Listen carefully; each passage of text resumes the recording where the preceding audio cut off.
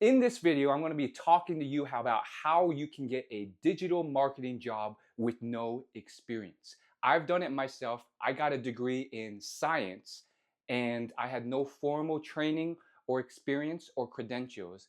And yet I've been able to get my foot in the door in the industry. And then I've worked in that industry for the last 9 years. I can't believe it's already 9 years since I graduated college.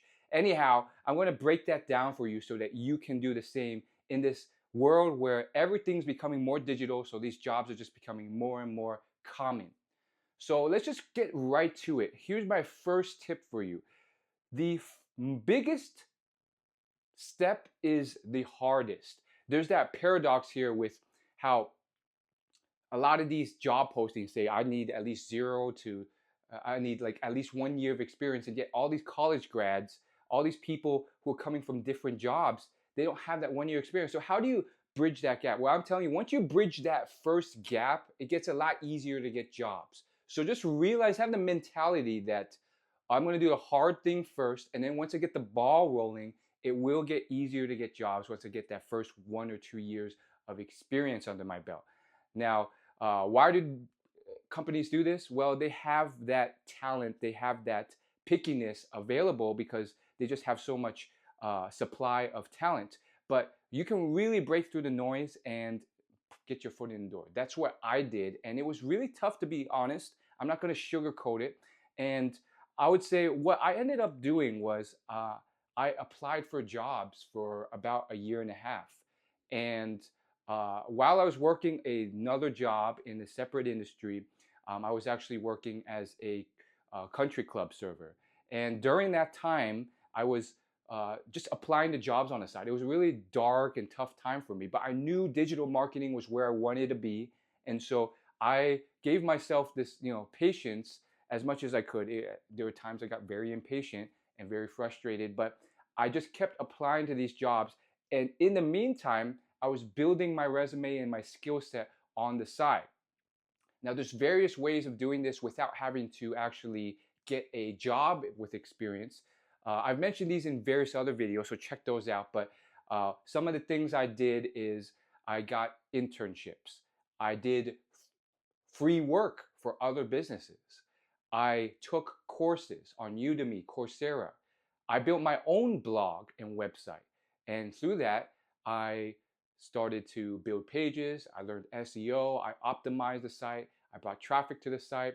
And of course, I built my own social media presences on YouTube and Instagram and so forth. So the same thing applies to you. You can get out there, and the barrier to entry is not that low.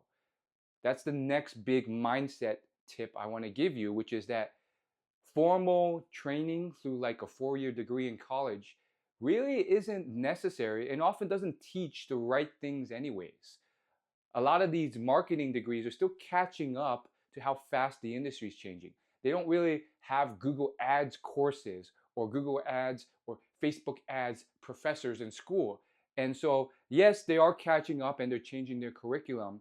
But a lot of these people who are in this industry, yeah, they got in there not necessarily because they have the right degree, but because they had kind of self-taught themselves, and they spent a year or two and they went through these courses, and then they use all they learned from these articles, YouTube videos, courses to build their own brand or help another company for free or for a part-time pay or contract pay, freelancing.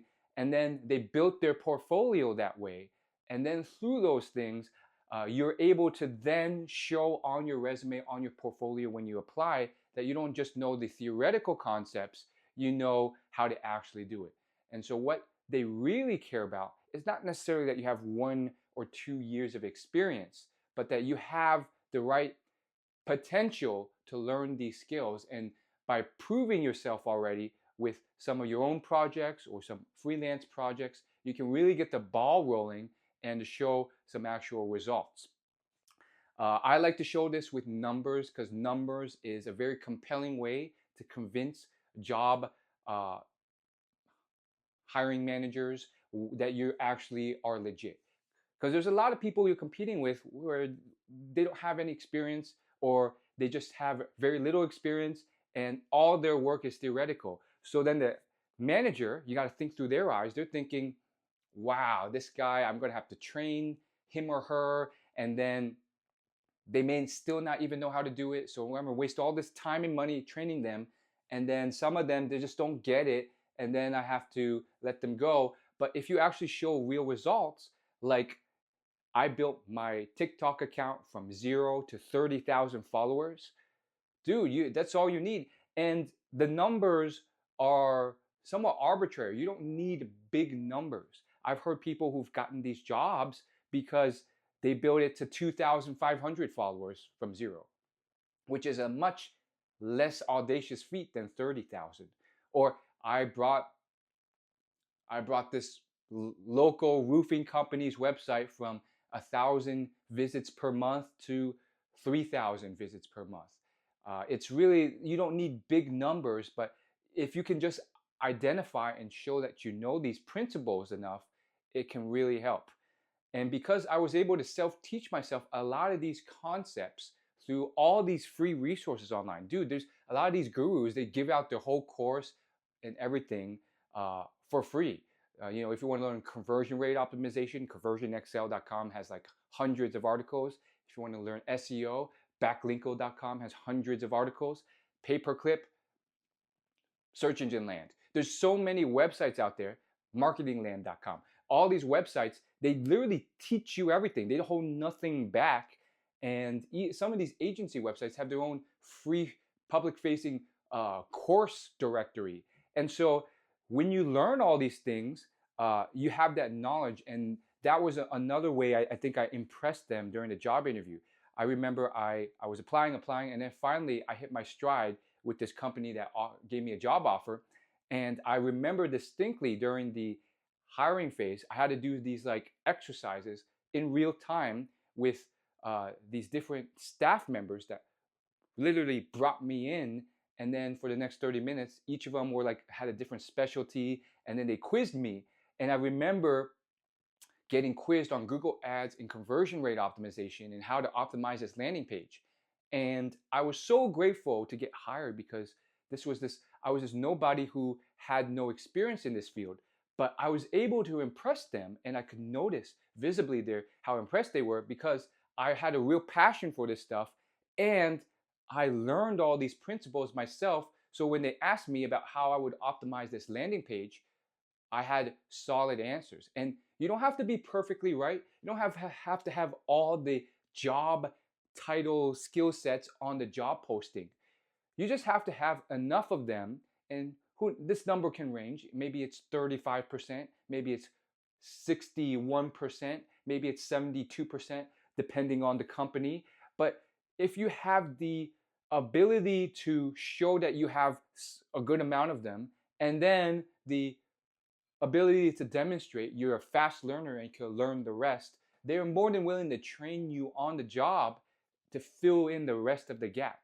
But I think that mixture of persistence, that ability to self-teach myself with free and paid courses and materials. Dude, there's so many boot camp websites out there where you go through this, boot camp, and they're not free, but you can pay for one of these programs, and then they'll basically push you through the whole process, teach you digital marketing, and then give you tips on how to hire and get a job.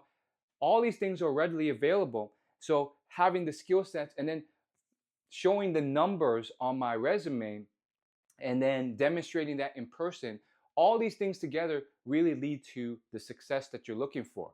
And the last little X factor is actually having the personality, the soft skills, the passion that's a culture fit for the company. People want to work with people they like hanging around. And so if you're disagreeable or a person that's just not fun to hang around, even if you have the right skills, they may go for someone else. So that's the one thing that might push you over if you need that extra lift. But I think the biggest things was kind of putting myself out there and building my social media channels and my blog and my websites to a point where they were driving some noticeable traffic, and building that from 0 to what it is, and showing all the principles I learned, the concepts with SEO and analytics and search engine optimization and all those things together, that's what led me to actually first get noticed. So they even got me to the interviewing stage. But then after I got the interview, to eventually get hired.